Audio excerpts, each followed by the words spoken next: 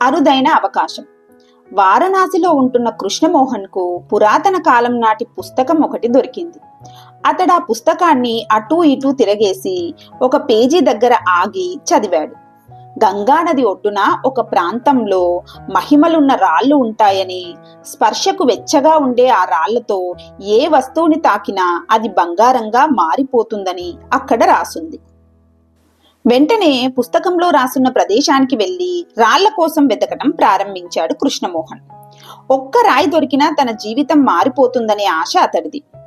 నది ఒడ్డున వారం రోజులు వెతికినా విలువైన రాయి గుర్తించలేకపోయాడు కృష్ణమోహన్. అయినా అతడు వెతుకుతూనే ఉన్నాడు. 2 వారాలు గడిచాయి. రాయి జాడ కనిపెట్టలేకపోయాడు. తన బతుకును మార్చేస్తుందనుకున్న రాయి దొరక్కపోవడంతో కృష్ణమోహన్ ఎంతో నిరాశ చెందాడు. ఒక్కో రాయిని తాకి చూసి అది వెచ్చగా లేకుంటే కోపంతో నదిలోకి విసిరేస్తూ ఉండేవాడు. చివరికి అతడికది అలవాటుగా మారింది.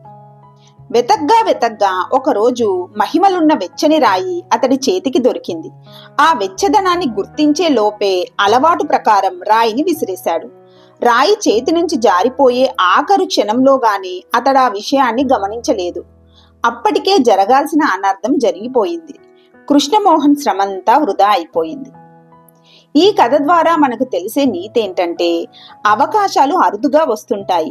వాటిని ఎంతో జాగ్రత్తగా గుర్తించి సద్వినియోగం చేసుకోవాలే తప్ప ఏ మాత్రం అలక్ష్యంగా వ్యవహరించినా చేజారిపోతాయి.